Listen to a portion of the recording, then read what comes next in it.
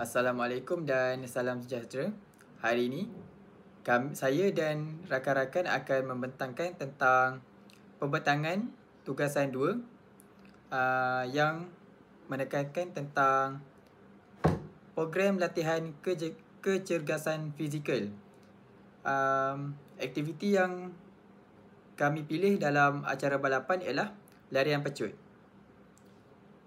Okey, seterusnya. Jadi di sini merupakan ahli kumpulan kami. Yang pertama adalah saya, Muhammad Danish Daniel. Yang kedua, saudara Muhammad Afiq. Dan yang ketiga adalah Muhammad Fatah Iskandar. Okey, seterusnya. Jadi, acara balapan iaitu larian pecut. Saya akan menerangkan tentang pengenalan sedikit tentang larian pecut ini. Jadi, larian pecut ini merupakan acara balapan yang berjarak pendek yang meliputi jarak antara 100 meter, 200 meter dan 400 meter. Jadi, acara ini dia memerlukan pelari yang mencapai kelajuan yang maksimum dalam masa yang singkat, di mana ia mempunyai daya letupan, kekuatan otot dan teknik larian yang betul untuk memastikan pecutan tu lebih efisien.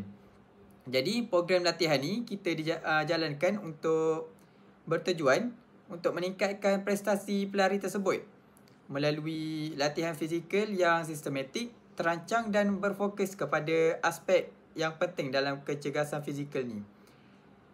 Terdapat beberapa komponen utamalah dalam latihan kecergasan ni. Antaranya termasuklah kekuatan, kelajuan, kuasa, kelenturan, daya tahan dan koordinasi. Dengan latihan yang sesuai dan konsisten ni, pelari dapat memperbaiki teknik lariannya dan meningkatkan keupayaan fizikal serta dapat mencapai prestasi yang optimum dalam setiap acara pecutan tersebut. Seterusnya, di sini merupakan beberapa objektif yang dapat diperolehi daripada latihan kecergasan fizikal ini. Yang pertama adalah dapat meningkatkan kecergasan fizikal kepada atlet tersebut. Di sini dalam aspek ni dia lebih fokus pada kekuatan otot, kelajuan, kuasa letupan, koordinasi dan kelenturan. Jadi benda ni dia dapat membantu murid tu untuk mencapai tahap kecergasan yang lebih maksimum orang kata, dan diperlukan dalam acara larian pecut ni. Benda ni dia dapat pada masa yang sama dapat meningkatkan orang kata dapat slimkan body dia untuk nampak seperti atlet pecut lah. Dan seterusnya adalah menjadikan murid tu dapat menguasai teknik asas larian lari pecut ni dengan betul. Kalau kita tengok kalau pelari yang tahu teknik dengan tak tahu teknik ni, dia akan berbeza cara lari dia. Biar dia lari laju pun, tapi kalau kita tengok teknik tu salah, orang akan cakap budak ni mesti tak ada ilmu. Jadi benda ni perlu dipraktikkan dari permulaan. Antaranya permulaan blok, fasa pecutan awal, pecutan maksimum dan posisi badan yang betul semasa melakukan larian pecut tu. Benda ni juga dapat membantu murid tu berlari dengan lebih efisien, laju dan selamat. Benda ni akan mengelakkan daripada injured ke, sakit kaki ataupun kecederaan yang lain lah. Yang terakhir pula adalah dapat menggalakkan kerjasama dan pembelajaran secara kumpulan dalam bersukan tu. Jadi benda ni bersukan ni bukan saja dapat memberi kebaikan kepada kita, tapi juga kepada orang lain. Dengan ni dia dapat melatih atlet-atlet tu atau murid tu berkomunikasi dengan baik dan bersemangat dalam bersukan ni lah. Lepas tu pada masa yang sama juga dia dapat membuat pemerhatian dan membantu rakan semasa latihan. Jadi kita dapat ni bekerjasama dan meningkatkan motivasi diri apabila kita ada kawan kan. Jadi rasa lebih tersaing lah. Lepas tu semangat tu lebih tinggi masa kita berlatih tu. Tambahan pula dia dapat memupuk nilai disiplin dalam diri tu dan semangat kesukanan dalam kita lakukan aktiviti sukan tersebut. Dan seperti yang saya cakap tadi kerja berpasukan yang lebih bagus. Okey, seterusnya saya akan terangkan pula tentang jenis-jenis latihan kecergasan dalam acara larian pecut Ni antara gambar yang atlet pecut di negara kita. Okey, slide seterusnya. Jadi, dalam jenis-jenis latihan kecergasan fizikal ni, terutamanya ni dalam lari pecut, terdapat 6 jenis latihan kecergasan fizikalnya. Jadi yang pertama adalah latihan kekuatan, iaitu strength training. Dalam latihan kekuatan ni, dia memberi fokus kepada peningkatan keupayaan otot kita, terutamanya kepada kaki, peha, pinggul dan teras badan agar pelari tu dapat menghasilkan tolakan yang lebih kuat dan stabil ketika memulakan larian dari blok permulaan. Jadi otot yang kuat ni juga dapat membantu dia untuk mengekalkan postur badan yang lebih mantap semasa berlari tu. Jadi semasa dia lari tu dia dapat meningkatkan kelajuan dia dan mengurangkan risiko kecederaan akibat pergerakan intensif. Antara contoh latihan yang dapat dilakukan dalam strength training ni adalah squat, lunges, plank dan sebagainya. Jadi antara aktiviti ni dapat membina kekuatan otot secara menyeluruh terhadap badan atlet tersebut. Dan hasilnya, pelari tu dapat menghasilkan daya tolakan yang lebih kuat dan mencapai kestabilan yang lebih baik daripada hari yang sebelum-sebelumnya. Jadi benda ni dia perlu lakukan secara konsisten. Pada masa yang sama juga, dia dapat meningkatkan daya tahan otot tu semasa melakukan larian pecut. Seterusnya adalah latihan kelajuan, iaitu speed training. Speed training ni dia bertujuan untuk meningkatkan hal laju maksimum seseorang pelari tu melalui latihan tindak balas yang pantas, kadar langkah serta langkah panjang. Jadi latihan ni dia dapat membantu pelari tu untuk menguatkan hubungan antara otot dan sistem saraf dia. Benda ni juga dapat membolehkan pelari tu bertindak balas lebih cepat dan menghasilkan pergerakan yang lebih efisien. Jadi antara latihan yang sering digunakan oleh pelari-pelari kat negara kita ni, yang kita dapat berikan kepada murid-murid kita di sekolah tu, ialah sprint 30 meter berulang kali.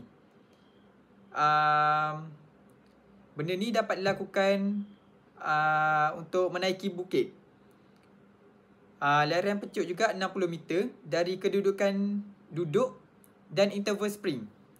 Melalui latihan ni, pelari tu dapat mencapai kelajuan maksimum dengan lebih cepat dan meningkatkan kelincahannya serta mengoptimumkan fasa pencethan awal hingga ke garisan penamatnya.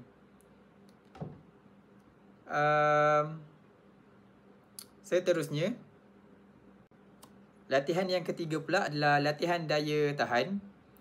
Latihan ni penting untuk meningkatkan keupayaan sistem kardiovaskular dalam badan kita, dan otot ni dapat bekerja dengan lebih lama tanpa cepat mengalami keletihan. Walaupun acara pecut ni berlangsung dalam masa yang singkat, pelari tu masih memerlukan daya tahan yang lebih kukuh untuk mengekalkan kelajuan yang lebih tinggi sehingga sampai ke garisan penamat. Antara latihan dalam latihan daya tahan ni lari 400 meter berulang kali, ataupun jogging yang ringan-ringan je, orang cakap easy run, dan skipping secara berterusan. Benda ni dapat membantu dia untuk meningkatkan kapasiti jantung dan paru-paru. Pada masa yang sama juga, kesan yang dia dapat perolehi daripada ni, pelari tu dapat mengekalkan kelajuan yang konsisten serta dapat mengurangkan keletihan otot semasa melakukan pecutan maksimum tu. Dia juga dapat memperbaiki prestasi keseluruhan dalam acara pecut tu. Okey, seterusnya adalah latihan kuasa, iaitu power training. Dalam power training ni, dia menggabungkan kekuatan dan kelajuan untuk menghasilkan pergerakan yang eksplosif. Jadi, pergerakan ni dia sangat penting dalam permulaan larian dan fasa penolakan yang pertama. Pelari pecut ni dia perlukan kuasa yang lebih besar lah untuk memecut dengan pantas dalam beberapa meter yang pertama tu. Benda ni, dalam latihan kuasa ni, pelari tu dapat lakukan aktiviti seperti box jump,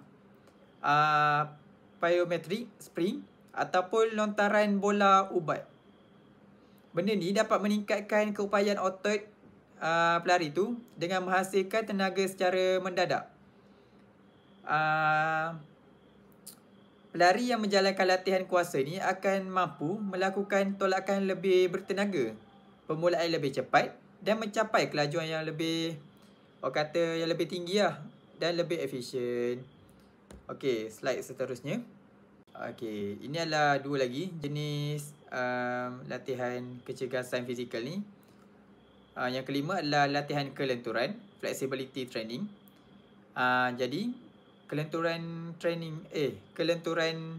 ni dia bertujuan untuk meningkatkan jarak pergerakan sendi dan otot pelari tu, sekaligus dia dapat membantu pelari tu untuk melakukan pergerakan larian yang lebih lancar. Jadi kelenturan ni, pelari yang mempunyai latihan kelenturan yang lebih baik ni, dia dapat mengurangkan risiko kecederaan seperti otot yang koyak ataupun kata yang biasa berlaku pada sukan pecut ni lah. Jadi latihan seperti regangan dinamik, regangan statik dan yoga ringan ni dapat membantu memberikan ruang pada pergerakan yang lebih luas pada otot pelari tersebut. Dia juga memberi kesan yang sangat tinggi lah latihan ni. Antaranya ialah teknik larian tu akan jadi lebih baik. Lepas tu langkah yang dia pelari tu lakukan akan lebih jadi panjang, serta membentuk tubuh badan yang lebih seimbang semasa dia memecut tu. Dan yang terakhir adalah latihan koordinasi.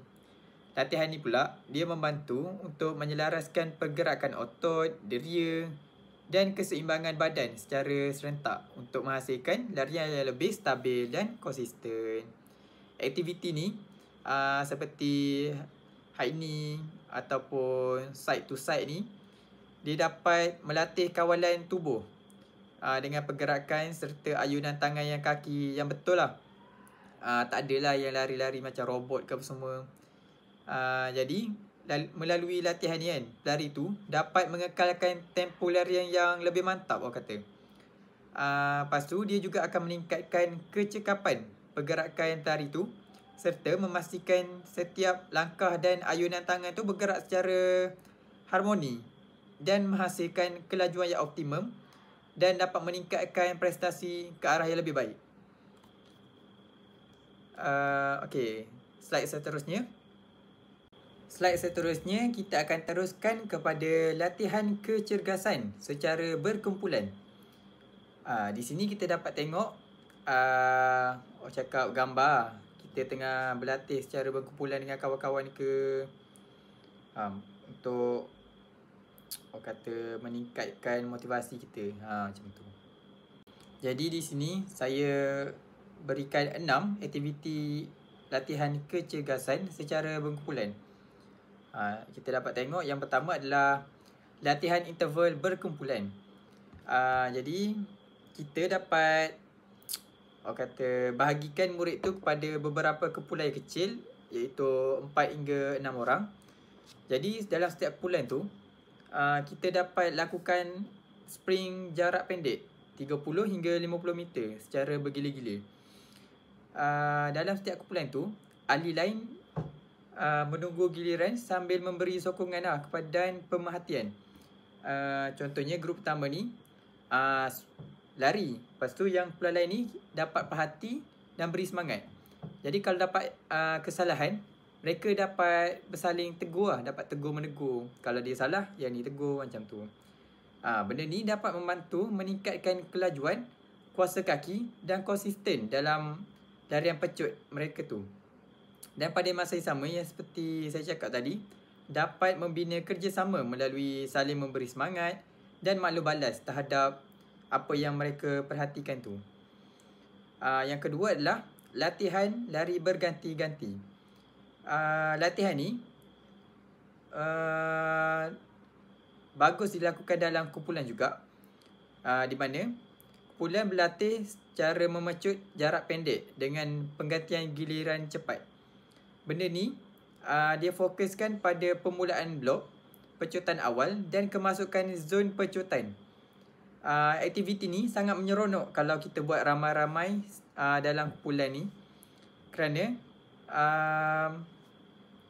orang kata ada feel tu ada vibe. Tak adalah boring ke semua masa kita buat larian tu. Tetapi aktiviti ni orang kata aktiviti menyeronok kan, tapi tetap meningkatkan kelajuan dan koordinasi pelari-pelari tersebut. Benda ni juga mengutamakan semangat berpasukan serta meningkatkan disiplin masa dalam membuat latihan tu. Yang ketiga adalah latihan kekuatan berpasukan. Jadi pelatih tu dapat menyusun murid-murid tu kepada beberapa stesen latihan seperti 4 ke 6 stesen. Stesen pertama ni squat, yang kedua lunges, ketiga plank. Lepas tu setiap stesen ni, setiap kumpulan ni dia akan berpindah-pindah. Contohnya kumpulan pertama ni pergi kumpulan 1 ke stesen 1, grup 2 stesen 2, grup 3 stesen 3. Lepas tu lepas diorang lakukan berapa set semua tu selesai, diorang berpindah-pindah. Grup A ke grup 1 ke stesen 2 pula. Grup 2 ke stesen 1 pula. Jadi benda ni kita dapat setkan masa, contohnya 30 hingga 45 saat setiap stesen tu. Jadi benda ni di setiap stesen-stesen tu dapat membina kekuatan otot kaki secara sistematik dan berbeza-beza. Squat lain, lunges lain. Tapi benda tu memberikan manfaat yang bagus kepada murid-murid tu. Benda ni juga dia berkesan untuk pelajar ni dan dapat memberikan motivasi kepada rakan tu semasa melakukan aktiviti tersebut. Dan benda ni takkan boring sebab orang cakap semasa kita buat tu tak ada rasa bosan Lepas tu menyeronokkan. Lepas tu dapat memberikan kelebihan pula pada mereka ni, dapat menguatkan otot apa semua. Okey, slide seterusnya. Jadi di sini terdapat 3 lagi aktiviti latihan kecergasan ni secara berkumpulan. Yang keempat adalah pliometrik berkumpulan. Aktiviti pliometrik ni seperti box jump, bounding, twist jump. Benda ni dapat dilakukan secara bergilir dalam kumpulan agar keselamatan tu dapat dipantau. Contoh dia ni buat, kita tengok dia, pantau. Kalau ada kecederaan ke apa, kita dapat bantu dengan lebih cepat. Macam tu. Benda ni juga dapat membantu meningkatkan kuasa letupan yang penting untuk tolakan blok permulaan tu. Masa kita nak lari pecut tu, masa permulaan tu masa tu dia dapat membantu dengan pliometrik ni. Dia juga dapat meningkatkan motivasi kerana setiap ahli ni menyokong prestasi rakan lain. Contohnya, dia tengok rakan kita ni makin lama makin bagus, makin lama makin bagus. Jadi diorang ni macam akan bagi pujian ke apa semua kan. Mereka pun akan lebih termotivasi lah dan akan lebih konsisten buat benda tu. Seterusnya, regangan dinamik secara berkumpulan. Setiap kumpulan ni dia akan lakukan rutin warming up, high knee, burn kick, dan arm circle apa semua ni. Diorang lakukan dalam kumpulan-kumpulan. Lepas tu, benda ni dapat melatih mereka ni lakukan latihan tu secara lebih seragam, dari segi pergerakan serta meningkatkan kesedaran tubuh mereka. Benda ni orang cakap bagus lah untuk mereka lakukan dalam kumpulan. Tak ada buat sendiri ke apa semua. Benda ni juga dapat menjadikan sesi latihan tu lebih teratur dan profesional, seperti latihan pasukan atlet yang sebenar. Kalau kita tengok-tengok atlet yang sebenar, atlet Malaysia apa semua, diorang kalau warming up ke apa semua mesti akan tunggu rakan-rakan yang lain baru kita buat sama-sama. Macam tu. Yang terakhir iaitu yang keenam adalah ujian masa berkumpulan. Pelari ni diuji secara berkumpulan dalam jarak 40 hingga 60 meter macam tu lah. Jadi kumpulan bertugas ni dapat mengambil masa dan mencatat keputusan rakan mereka. Benda ni dia rekod. Kalau makin lama makin konsisten, benda tu akan berhasil. Benda ni juga dapat membantu setiap ahli tu untuk menilai perkembangan diri mereka sambil memberikan sokongan kepada rakan lain. Walaupun mereka ni ada yang laju, ada yang kurang laju sikit, tapi mereka akan enjoy dan tak ada membanding-banding lah, dan saling membantu. Benda ni juga dapat menggalakkan semangat yang kompetitif, positif, serta membantu menambah baik prestasi para pelari pecut tersebut. Okey. Seterusnya, di sini saya berikan jadual aktiviti latihan yang terdapat yang merangkumi ke-6 jenis latihan tadi. Yang pertama, kekuatan, kelajuan. Ketiga, daya tahan, kuasa, kelenturan, koordinasi. Ni adalah antara ciri jenis-jenis tu lah. Lepas tu yang tepi ni pula aktiviti dia. Kalau untuk kekuatan ni squash, lunges, plank. Kelajuan ni sprint 60 meter darat 6. Daya tahan ni 400 darat 3. Lepas tu yang lain ni sama je, kuasa apa semua. Benda ni saya dah hurai tadi. Ni antara jadual aktivitinya. Lepas tu yang ketiga ni pula alatan yang digunakan.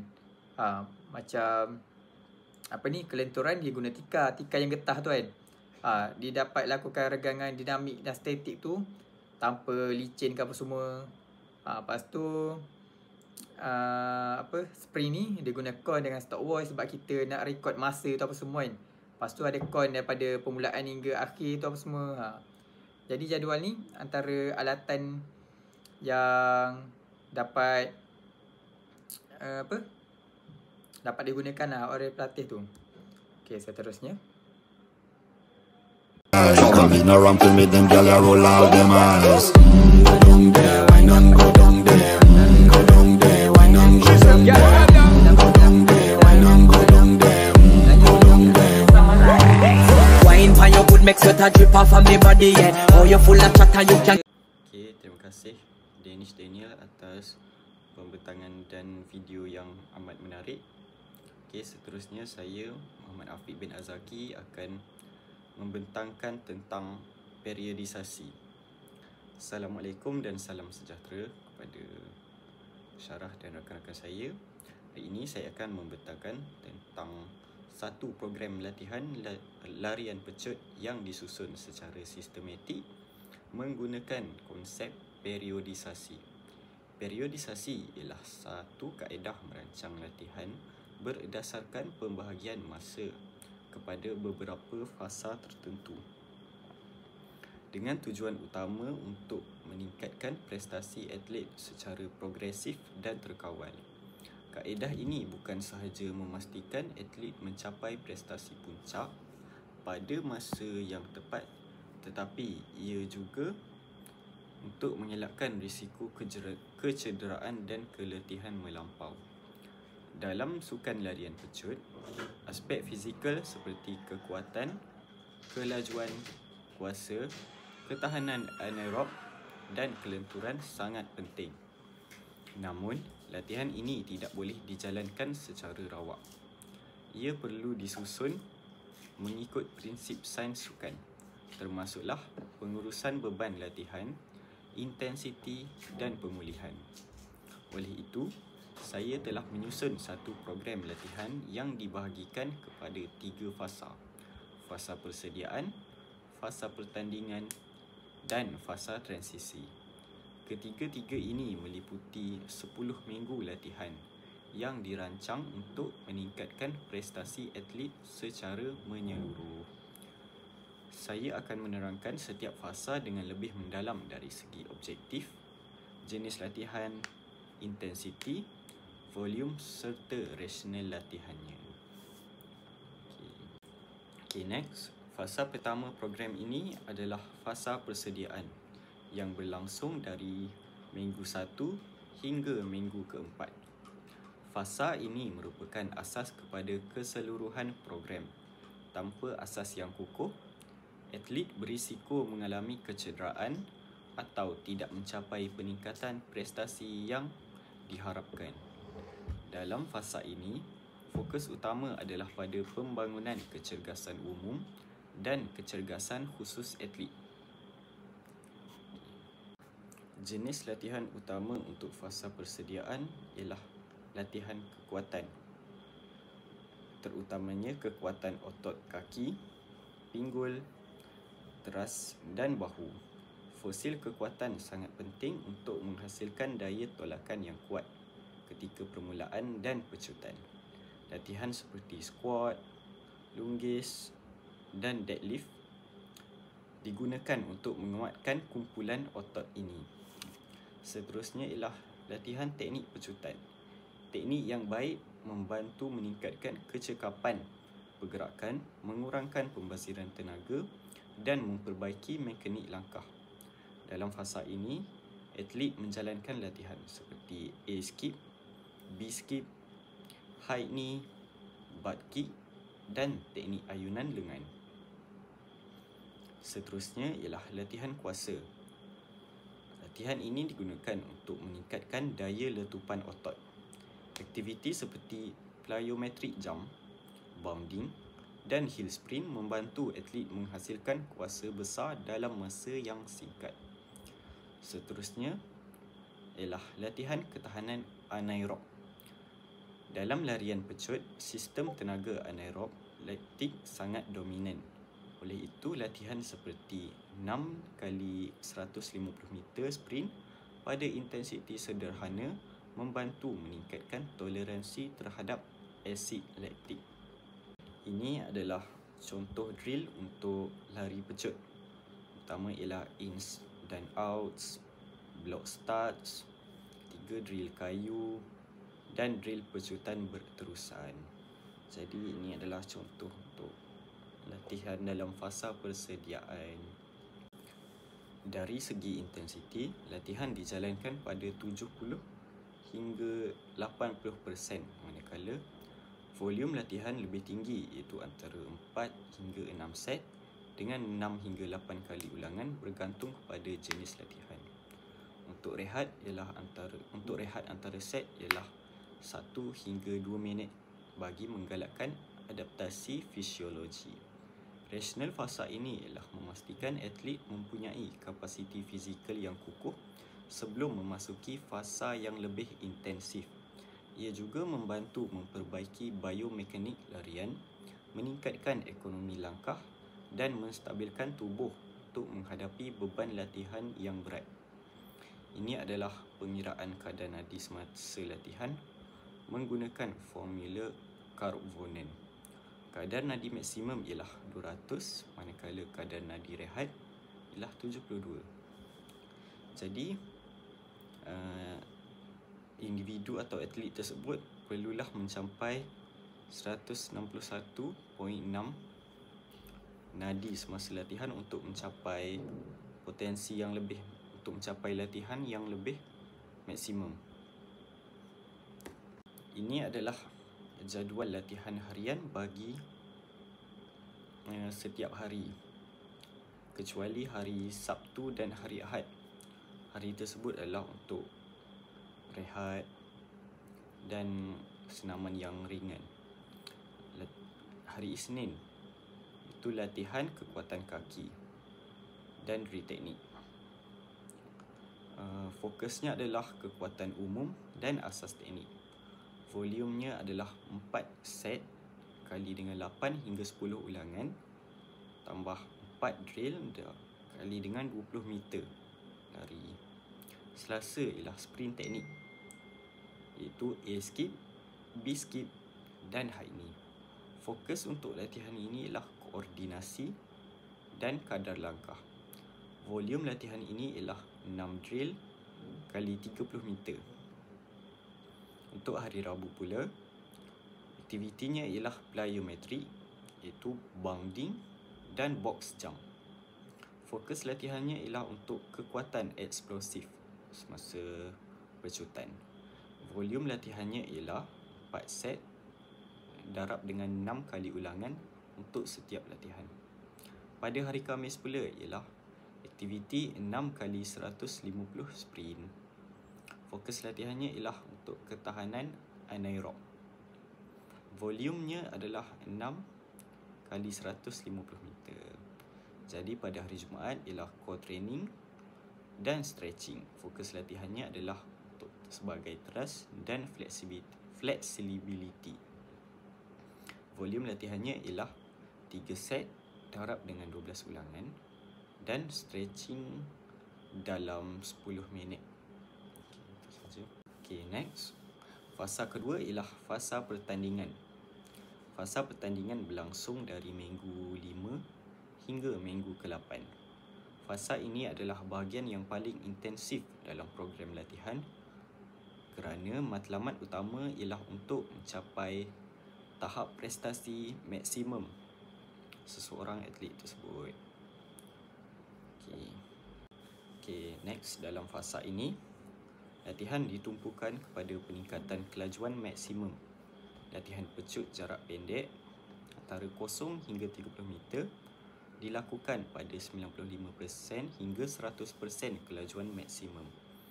Hal ini penting bagi meningkatkan kadar langkah, panjang langkah dan tindak balas neuromuscular. Seterusnya ialah latihan start block. Fokus pada tindak balas awal serta kuasa eksplosif dari blok permulaan. Latihan seperti 10 meter dan 20 meter drive phase dijalankan untuk memastikan atlet mampu menolak dengan kuat dan pantas. Latihan seterusnya ialah latihan kuasa eksplosif, iaitu menggunakan resistance sprint, cut sprint dan medicine ball throw membantu atlet meningkatkan kuasa tolakan dan koordinasi semasa larian. Yang keempat ialah simulasi pertandingan. Atlet menjalankan 1 kali hingga 2 kali larian 100 meter penuh pada kelajuan hampir maksimum bagi meniru keadaan pertandingan yang sebenar. Jadi, latihan ini membolehkan atlet membiasakan diri dengan tekanan dan menilai tahap konsistensi prestasi mereka, seperti mencatat masa untuk setiap lari pecut, contohnya 10 saat, 11 saat dan sebagainya. Dari segi intensiti, ia meningkat kepada 85% sehingga 95%, manakala volume dikurangkan bagi memberi lebih ruang kepada pemulihan. Rehat antara set juga lebih panjang, antara 2 hingga 4 minit. Baik, ini untuk memastikan sistem neuromuskular pulih sepenuhnya sebelum melakukan pecutan seterusnya. Dalam fasa ini, tumpuan mental juga penting. Atlet dilatih untuk fokus, konsisten dan yakin semasa melakukan pecutan. Semua latihan dalam fasa ini menyasarkan peningkatan prestasi pada kadar optimum menjelang pertandingan. Dan ini adalah pengiraan kadar nadi semasa latihan yang perlu dicapai oleh atlet tersebut. Kadar nadi maksimum ialah 200 bagi yang berumur 20 tahun. Kadar nadi rehat ialah 72. Kadar nadi latihan yang perlu dicapai ialah 180.8. Okay, next adalah jadual latihan harian bagi atlet. Pada hari Isnin, aktiviti yang dilakukan ialah start block dan pecut pendek. Fokus latihannya adalah untuk melatih tindak balas dan pecut awal atlet. Volume latihannya ialah 5 kali 30 meter dan 3 kali 60 meter. Pada hari Selasa, resistance sprint dan ball throw. Fokus latihannya adalah untuk kuasa eksplosif semasa pecutan. Volume latihannya ialah 4 kali dengan 40 meter dan 4 set kali dengan 5 balingan throw ball.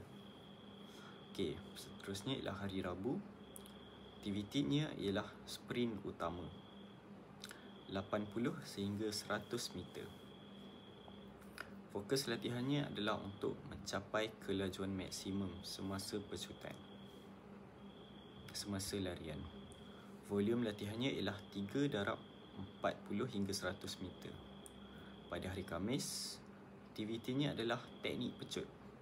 Fokus latihannya adalah untuk cari kecekapan langkah dan akselerasi semasa larian. Volume latihannya ialah 5 drill darab dengan 30 meter. Pada hari Jumaat pula, aktivitinya adalah jogging ringan dan room falling. Fokus latihannya adalah untuk sebagai pemulihan kepada atlet tersebut.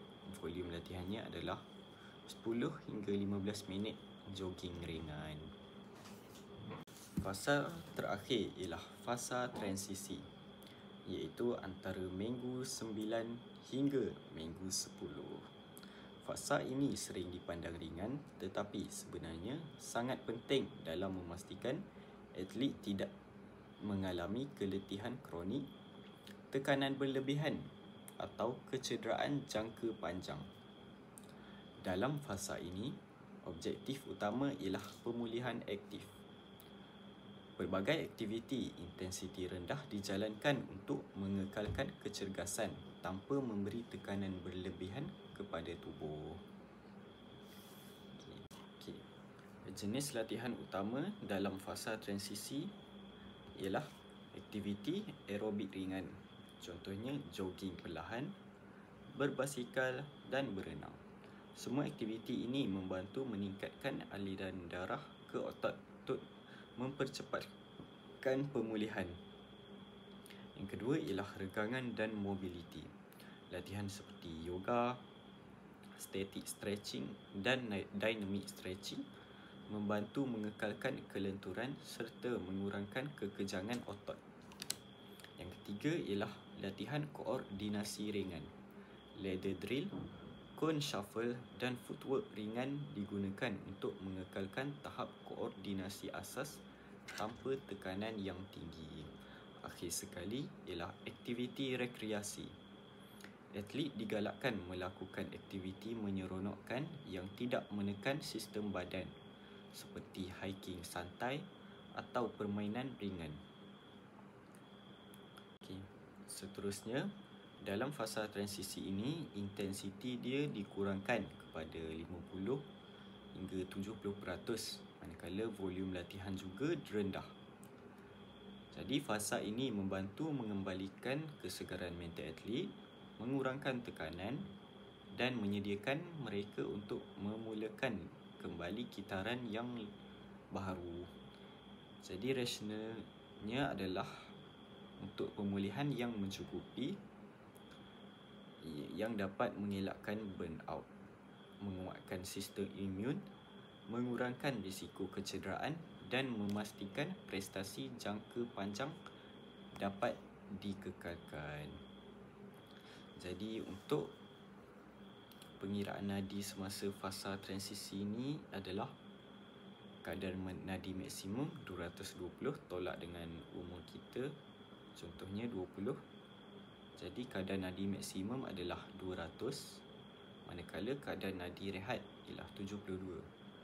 Jadi kadar nadi latihan adalah 200 tolak 72 darab dengan 60% intensiti tambah dengan 72.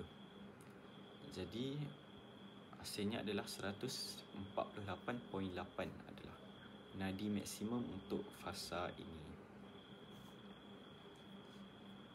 Okey, ini adalah jadual latihan harian untuk fasa transisi. Pada hari Isnin, aktiviti yang dilakukan adalah jogging ringan. Jadi fokus latihan tersebut ialah untuk memulihkan kardiovaskular. Volume bagi latihan ini adalah 15 hingga 20 minit jogging. Pada hari Selasa, aktiviti yang dilakukan adalah ladder dan cone drill secara perlahan. Fokus latihannya adalah koordinasi ringan. Volumenya adalah 3 set darab dengan 5 pola. Pada hari Rabu, aktiviti yang dilakukan adalah aktiviti rekreasi. Fokus latihannya adalah sebagai kecergasan asas. Untuk volume latihannya adalah 20 hingga 30 minit. Pada hari Khamis pula, aktiviti yang dilakukan adalah yoga ataupun stretching ringan. Fokus latihannya adalah untuk kelenturan tubuh dan mobility. Volume latihannya adalah 15 hingga 25 minit. Sekali hari Jumaat, aktiviti yang dilakukan adalah jogging ringan. Fokusnya adalah untuk menstabilkan kecergasan yang dilakukan itu tersebut. Bagi volume latihannya adalah 10 sehingga 15 minit jogging. Ini adalah graf intensiti bagi setiap fasa. Kita dapat lihat pada fasa persediaan, intensitinya adalah antara dalam 70 sehingga 60%. Seterusnya, pada fasa pertandingan, intensitinya akan meningkat lebih tinggi daripada fasa persediaan, iaitu 85%. Selain itu, pada fasa transisi, kita dapat lihat bahawa intensitinya menjadi lebih rendah daripada intensiti semasa fasa persediaan. Jadi pada fasa transisi ni ada untuk fokus dia adalah untuk memulihkan atlet dan mengelakkan daripada kecederaan yang serius. Okey, itu sahaja daripada saya. Seterusnya saya serahkan kepada Muhammad Fatah Iskandar bin Muhammad Faiz Shahrizan. Terima kasih. Okay, Assalamualaikum. Terima kasih kepada presenter tadi, Muhammad Afiq Zaki. Sekarang saya, Muhammad Fatah Iskandar, akan membentangkan tentang kepentingan program latihan. Okay. Yang pertama, ia dapat meningkatkan prestasi dan kelajuan.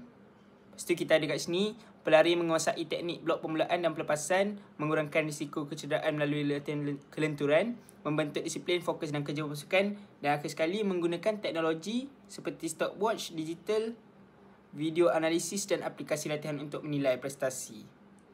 Baik, mari kita lihat apa huraian daripada kepentingan ni.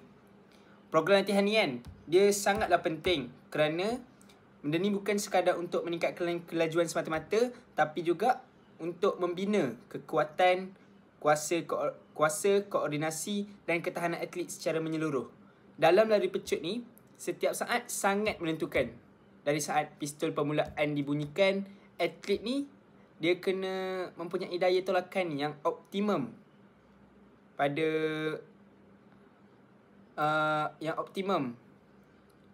pada blok permulaan. Pecutan awal yang mantap dan mampu menggunakan teknik serta kelajuan sehingga ke garisan penamat. Latihan yang sistematik ni, dia membolehkan atlet menguasai teknik larian dengan lebih baik. Contohnya, posisi badan, ayunan tangan, panjang langkah dan ritma pernafasan, semuanya ni diperbaiki secara konsisten dalam latihan dalam latihan ni. Selain tu, latihan fizikal juga dia bantu. Latihan fizikal ni dia bantu meningkatkan daya letupan otot kaki dan teras badan yang kritikal bagi pelepasan pantas pada permulaan perlombaan. Tanpa latihan tersusun ni, atlet ni dia mungkin mengalami kesukaran mengekalkan momentum atau lebih teruk ni, dia berisiko cedera semasa pecutan. Maksudnya, kalau tak ada latihan-latihan ni, mungkin masa pertandingan tu nanti, diorang ni berisiko untuk mengalami kecederaan. Dan benda yang lagi teruk boleh menyebabkan diorang ni tak boleh lah nak masuk apa-apa pertandingan pecut sebab kecederaan diorang ni. Program latihan ni juga dia bentuk disiplin dan fokus atlet dengan ikut jadual latihan yang konsisten. Atlet ni dengan jadual ni, atlet ni boleh belajar urus masa, takkan sasaran prestasi diorang sendiri, dan baiki kelemahan dari masa ke semasa. Macam tu. Program ni dia boleh bentuk disiplin lah. Bentuk disiplin dan fokus atlet. Macam mana dia buat macam tu? Dia bentuk disiplin ni melalui ikut jadual latihan. Macam tu. Latihan berkumpulan pula, dia menggalakkan semangat kerjasama, memberi sokongan moral antara rakan sepasukan.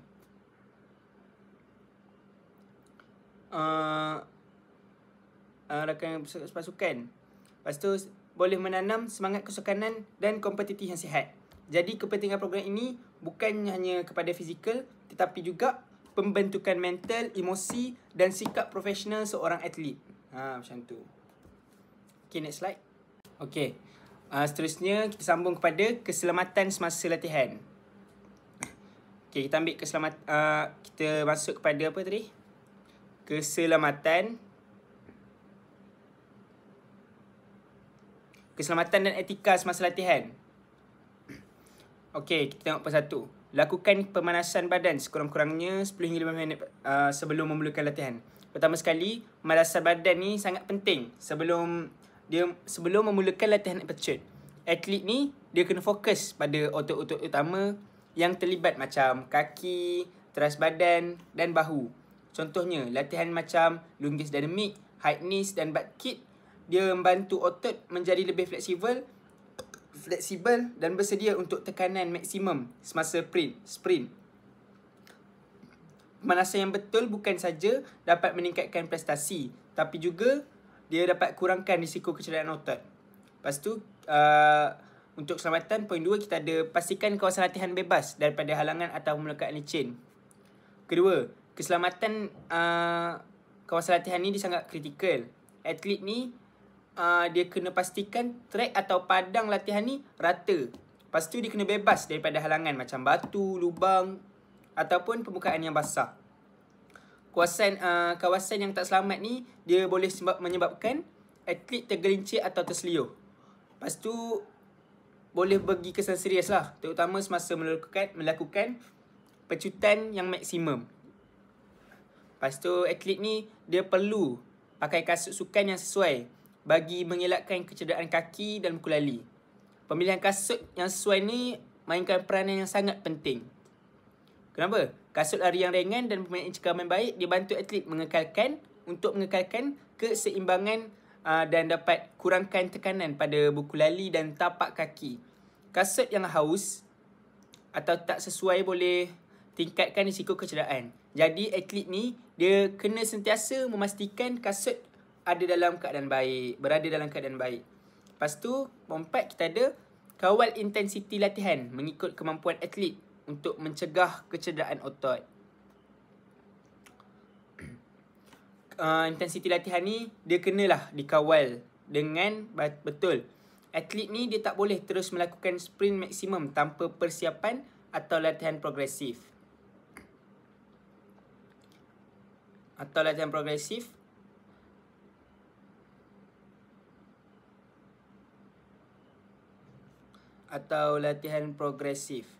Jurulatih ni dia kena pantau dan menetapkan jarak bilangan jarak, bilangan utama dan intensiti yang sesuai mengikut tahap kemampuan setiap atlet supaya risiko kecederaan otot atau keletihan berlebihan dapat dikurangkan. Lepas tu poin 5, kita ada minum air secukupnya sebelum, semasa dan selepas latihan.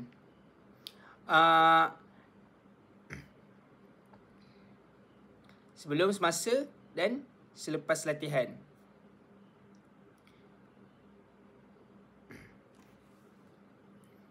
Semasa sesi rehat, antara sprint dan selepas selesai. Air ni dibantu mengekalkan suhu badan, lepas tu dia dapat elakkan dehidrasi dan memastikan otot berfungsi dengan baik. Lepas tu kita ada last ni, hentikan latihan kalau mengalami kesakitan yang luar biasa, pening atau kekejangan. Terakhir, atlet ni dia kena peka terhadap isyarat badan mereka. Kalau muncul kesakitan yang tak normal, contoh kejang otot ke, rasa pening ke, latihan ni kena dihentikan serta-merta lah. Ni untuk mengelakkan kecederaan serius yang boleh menjejaskan sesi latihan seterusnya. Kesedaran ini juga mendidik atlet tentang pentingnya keselamatan dan jaga tubuh sendiri. Maksudnya, kalau atlet ni dia alami apa-apa kesakitan ke, pening ke apa ke, jurulatih ni dia kena stop terus latihan tu. Lepas tu kalau kita stop, atlet ni terus akan tahu. Penting jugalah untuk jaga kesihatan dan keselamatan tubuh dia sendiri. Macam tu. So, kita ada etika semasa latihan. Okay, poin pertama kat sini kita boleh tengok menghormati jurulatih, rakan sepasukan dan arahan latihan. Pertama sekali, menghormati jurulatih dan rakan sepasukan adalah asas etika latihan. Atlet ni dia kena mendengar arahan jurulatih dengan penuh perhatian dan ikut setiap arahan secara teliti. Bukan saja memastikan latihan berjalan lancar, tapi juga untuk kurangkan risiko kecederaan. Selain tu, hormati rakan sepasukan, dia bantu mewujudkan suasana latihan yang positif, di mana setiap atlet ni dia boleh memberi dan menerima maklum balas dengan baik. Lepas tu poin 2 kita ada datang tepat pada masa dan mematuhi jadual latihan. Kedua, disiplin masa ni sangatlah penting. Atlet ni dia kena datang tepat pada masa dan patuhi jadual latihan yang ditetapkan. Kelewatan atau tidak mematuhi jadual boleh menjejaskan sesi latihan dan prestasi kumpulan. Dengan hormati masa, atlet ni dia tunjukkan komitmen, tanggungjawab dan profesionalism dalam latihan. Lepas tu kita ada kat sini, menjaga peralatan dengan sukan dengan baik dan kembalikan ke tempat asal. Ketiga ni, dia kena jagalah peralatan, sebab jaga peralatan ni adalah sebahagian daripada etika. Blok permulaan, kon, ladder drill atau peralatan lain ni, dia kena digunakan dengan betul dan dikembalikan ke tempat asal selepas sesi latihan. Ini untuk pastikan peralatan sentiasa dalam keadaan baik untuk digunakan oleh atlet lain, serta kekalkan keselamatan kawasan latihan. Lepas tu kita ada bagi sokongan dan motivasi kepada rakan pelari lain. Atlet ni kena sentiasa beri sokongan, lepas tu motivasi kepada rakan sepasukan. Contohnya bagi semangat ke, bantu perbentukan teknik ke, atau kongsi tip latihan. Sikap ini dia dapat bina kerjasama yang kuat dalam pasukan, meningkatkan semangat pasukan dan membantu semua ahli mencapai prestasi yang lebih baik. Lepas tu kita ada kat sini, mengamalkan semangat kesukanan dan tidak melakukan provokasi atau tingkah laku negatif. Lepas tu kelima ni, atlet mesti mengamalkan semangat kesukanan. Ini maksudnya kat sini, tak bersaing secara negatif dan tak provokasi rakan, dan menghormati pencapaian semua atlet. Maksudnya, kita kenalah hormat rakan setim kita. Sebab apa? Sebab mereka rakan satu tim. Kita boleh bersaing, tapi bersaing secara sihat dan tak provokasi rakan. Pasti bukan menyombong dengan pencapaian kita. Macam tu. Semangat kesukanan ni untuk memastikan suasana latihan sentiasa positif, selamat dan membina budaya yang profesional. Lepas tu poin 6 kita ada jaga kebersihan kawasan latihan serta mematuhi disiplin sepanjang sesi. Keenam, kebersihan dan disiplin sepanjang sesi latihan ni sangatlah penting. Sebab apa? Atlet ni dia kena pastikan kawasan latihan bersih, sampah dibuang dan tidak merosakkan peralatan atau kawasan trek. Disiplin ni bukan saja mengekalkan keselesaan latihan, tapi juga mengajar atlet tanggungjawab menjaga alusi kita dan menghargai diorang latihan bersama. Itu saja. Kita pergi kepada slide seterusnya. Lepas tu kat sini, slide ni kita akan tahu tentang kelebihan program latihan ni. Apa kelebihan dia? Pertama, dapat meningkatkan kelajuan dan keupayaan mencapai laju maksimum. Pertama, latihan secara langsung ni dia bantu atlet meningkatkan kelajuan dan kemampuan mencapai laju maksimum. Melalui latihan sprint berulang, latihan kuasa plyometrik, atlet ni dapat memperbaiki kadar langkah, reaksi, permulaan dan pecutan. Benda ni sangat penting sebab dalam lari pecut, setiap perbezaan saat boleh tentukan kedudukan di garisan penamat. Lepas tu untuk poin kedua, kita ada memperbaiki teknik blok permulaan, pecutan dan penamat. Kedua latihan ni, dia bantu atlet untuk menguasai teknik latihan yang betul. Blok permulaan yang tepat, dia bagi tolakan yang optimum. Manakala teknik pecutan awal dan posisi badan semasa fasa penamat, dia bantu kekalkan kelajuan dengan latihan berulang dan panduan jurulatih. Atlet ni, dia dapat memperbaiki ritma langkah, ayunan tangan dan keseimbangan badan. Contohnya, bila kita ni baiki teknik kita, blok permulaan, pecutan penamat, dengan mudah kita dapat tahu, kita dapat tolakan apabila bermulanya lari. Lebih kurang macam tu. Lepas tu poin 3, kita ada tingkatkan kekuatan otot kaki, teras badan dan daya letupan. Latihan ni dia bina kekuatan otot utama macam kaki, teras badan, lepas tu otot pinggul. Daya letupan otot ni dia sangat penting untuk pelepasan pantas dari blok permulaan dan pecutan awal. Kekuatan otot yang baik juga, dia bantu atlet mengekalkan bentuk badan dan momentum sepanjang larian. Lepas tu, poin 4 ni kita ada tambah stamina serta ketahanan otot untuk mengekalkan kelajuan. Selain kelajuan, stamina dan ketahanan otot juga diperbaiki apabila kita buat latihan ni. Melalui larian jarak sederhana dan latihan berulang, atlet ni dapat kekalkan tenaga dan kelajuan sepanjang perlubaan tanpa kehilangan teknik. Benda ni sangat penting terutama untuk acara 200 meter dan 400 meter.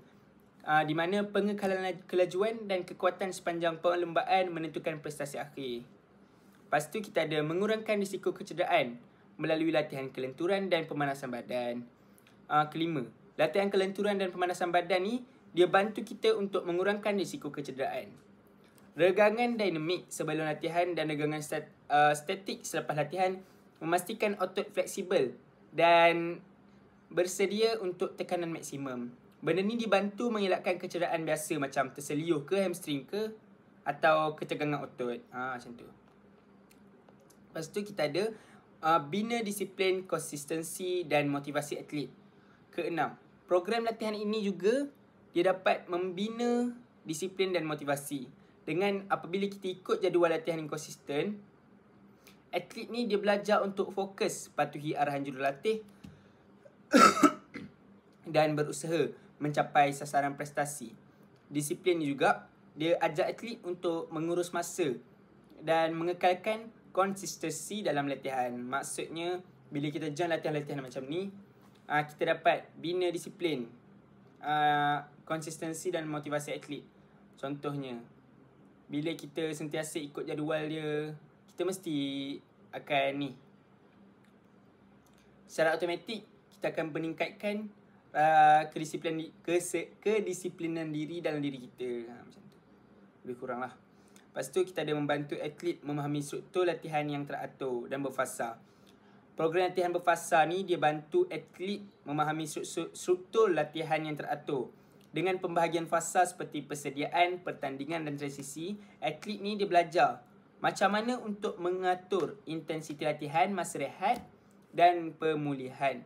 Benda ni bukan sahaja meningkatkan prestasi tapi juga membentuk pemikiran strategik dalam merancang latihan peribadi. Okay, itu saja untuk slide ni. Jom kita ke slide seterusnya.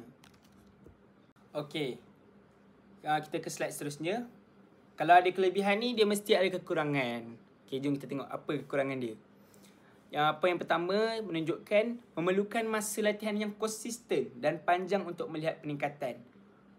salah satu kekurangan program latihan ni, atlet tak boleh melakukan latihan sekali atau 2 kali seminggu dan harapkan hasil yang maksimum.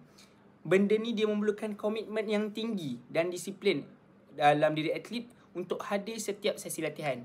Kerana prestasi dalam lari pecut ni, dia hanya dapat meningkat melalui latihan berulang secara berterusan.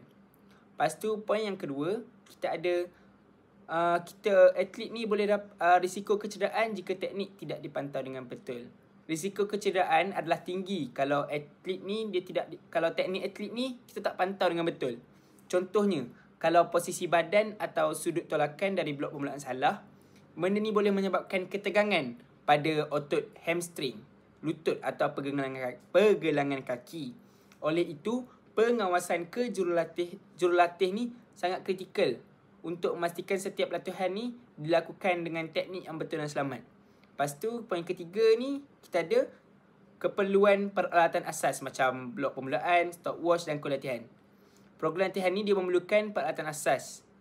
Macam tadilah, macam stopwatch untuk ukur masa, cone atau ladder drills untuk latihan koordinasi. Ketiadaan peralatan ini boleh menghadkan keberkesanan latihan dan menjadikan beberapa latihan sukar dilakukan. Ini juga bermaksud institusi atau atlet perlu membuat peruntukan tambahan untuk menyediakan peralatan yang mencukupi. Itu saja untuk kekurangan program latihan ni. Jom kita ke slide seterusnya. Okay, itu tadi untuk kekurangan. Kali ni pula kita akan cakap cabaran pelaksanaan program latihan.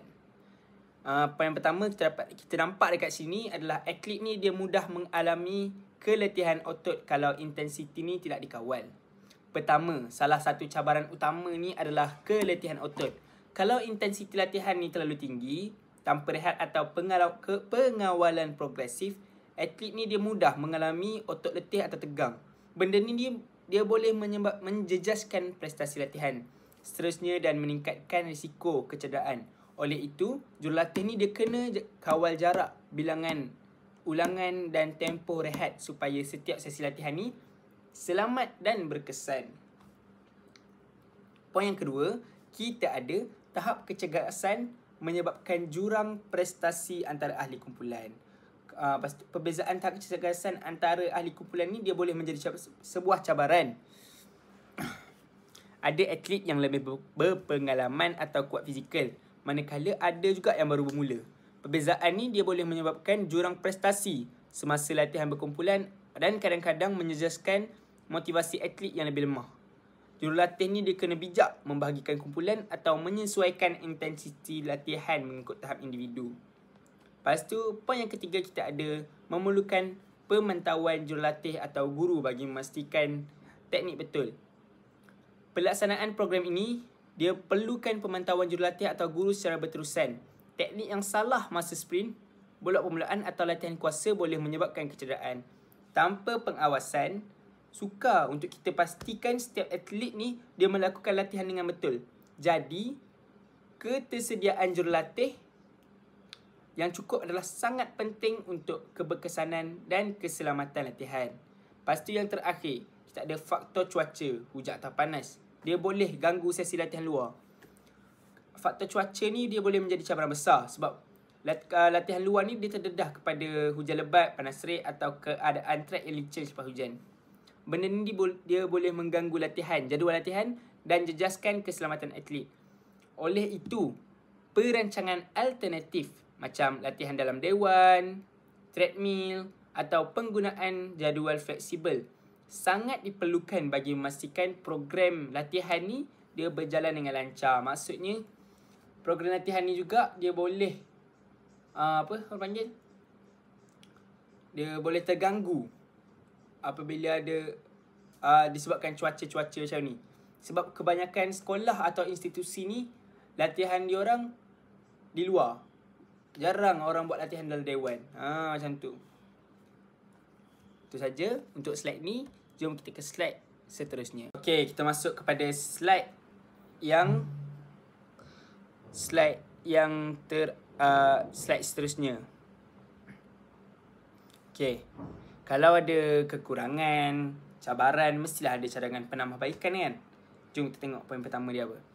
Menambah variasi latihan untuk mengelakkan kebosanan dan meningkatkan motivasi atlet. Salah satu cadangan penambahbaikan adalah menambah variasi dalam sesi latihan. Latihan yang sama berulang kali, dia boleh menyebabkan atlet ni bosan. Lepas tu dia akan kurang fokus. Dengan tambah variasi macam drill baru, latihan rintangan atau kombinasi sprint dan latihan koordinasi, atlet ni lebih teruja untuk berlatih dan motivasi mereka juga akan meningkat. Ia juga bantu melatih otot dan sistem saraf secara menyeluruh, yang akhirnya meningkatkan prestasi pecutan. Lepas tu kita ada menyediakan penilaian prestasi berkala. Contoh masa 30 meter, 60 meter, 100 meter bagi memantau kemajuan atlet. Kedua, penilaian prestasi secara berkala ni sangat penting. Contohnya muka masa larian 30 minit, 60 minit dan 100 minit. Setiap beberapa minggu bantu atlet dan jurulatih melihat kemajuan dengan jelas. Penilaian ni dia juga boleh membolehkan jurulatih ni dia menyesuaikan dengan intensiti latihan, bagi maklum balas khusus dan motivasikan atlet untuk capai sasaran prestasi. Poin ketiga ni, dia gunakan teknologi macam video analisis untuk baiki teknik larian dan posisi badan. Ketiga, teknologi macam rakaman video dan analisis gerakan ni dia boleh digunakan untuk baiki teknik larian. Atlet ni dapat melihat posisi badan, ayunan tangan, ritma langkah dan sudut tolakan dari blok permulaan. Dengan analisis ni, jurulatih ni dia boleh bagi panduan yang tepat dan atlet dapat membuat penambahbaikan secara konsisten untuk mencapai prestasi optimum. Lepas tu, poin seterusnya kita ada menyusun intensiti latihan mengikut tahap individu agar tidak berlaku overtraining. Intensiti latihan ni dia kena disusun mengikut tahap kecergasan atlet. Atlet yang baru atau kurang berpengalaman memerlukan intensiti lebih rendah. Manakala atlet lebih maju, dia boleh melakukan latihan lebih berat. Penyesuaian ini membantu mencegah overtraining, keletihan otot dan risiko kecederaan sambil pastikan semua atlet dapat berkembang mengikut kemampuan masing-masing. Poin 5, kita dapat menambah sesi latihan kekuatan khusus macam plyometric dan latihan thrust. Kelima, latihan kekuatan khusus macam plyometric, squat, lunges dan latihan thrust sangat penting. Latihan ni dia tingkatkan daya letupan otot kaki, kestabilan badan dan kekuatan thrust yang kritikal untuk pelepasan pantas dari blok permulaan serta pecutan awal. Dengan menambah sesi ini secara konsisten, atlet ni dia dapat kekalkan kelajuan maksimum dengan teknik yang betul. Poin yang terakhir untuk slide ni kita ada meningkatkan akses peralatan latihan macam blok permulaan, kon dan ladder drills. Keenam, kita kena pastikan akses kepada peralatan latihan ni sentiasa mencukupi. Blok permulaan, kon dan ladder drills dan alat bantu lain membolehkan kita buat pelbagai jenis latihan. Kita dapat buat latihan ni juga dengan lebih efektif apabila cukupnya peralatan-peralatan yang tadi. Dengan peralatan yang mencukupi, sesi latihan ni dia jadi lebih variasi, selamat dan membolehkan setiap atlet menguasai teknik dengan baik. Jadi itu saja slide untuk cadangan penambahbaikan. Jom kita ke slide seterusnya, iaitu slide yang terakhir, kesimpulan. Okey, secara keseluruhannya ni adalah kesimpulan. Latihan kecergasan fizikal ni dijalankan secara sistematik, memainkan peranan yang sangat penting dalam meningkatkan prestasi pelari pecut dengan program latihan yang terancang. Atlet bukan sahaja dapat meningkatkan kelajuan dan daya letupan, tetapi juga memperbaiki teknik pecutan dari blok permulaan hingga ke penamat. Latihan yang konsisten juga membantu atlet mengekalkan bentuk badan yang betul, memperbaiki ritma langkah dan menguasai koordinasi tangan dan kaki. Seterusnya, meningkatkan prestasi keseluruhan. Selain aspek fizikal, program ni juga dia bantu membentuk disiplin dan fokus dalam diri atlet. Atlet belajar untuk hadir tepat pada masa, mematuhi jadual latihan dan mengekalkan konsistensi dalam setiap sesi. Nilai disiplin dan fokus ini secara langsung menyokong pencapaian prestasi optimum dan membantu atlet menghadapi tekanan dalam situasi perlombaan sebenar. Tambahan pula, latihan berpasukan dan interaksi dengan rakan sepasukan menanamkan daya saing yang sihat, membina semangat kesukanan dan mendorong setiap atlet untuk sentiasa memperbaiki diri. Kesimpulannya, gabungan latihan fizikal yang sistematik dan pembangunan sasial seperti disiplin, fokus dan motivasi adalah kunci kejayaan seorang pelari pecut. Program ini bukan sahaja meningkatkan prestasi fizikal, tapi juga membentuk mental yang kuat dan karakter yang positif, sekaligus menyediakan asas yang kukuh untuk kejayaan dalam arena sukan balapan. Okey, slide ini kita boleh tengok. Ini adalah antara rujukan-rujukan yang kami gunakan dalam menghasilkan slide-slide yang kami buat tadi. Itu sahaja daripada kami. Saya Muhammad Fatah Iskandar dan rakan-rakan saya Muhammad Afiq bin Azaki dan Muhammad Danish Daniel. Sampai sini saja. Terima kasih kerana mendengar dan terima kasih kerana menonton video kami. Bye.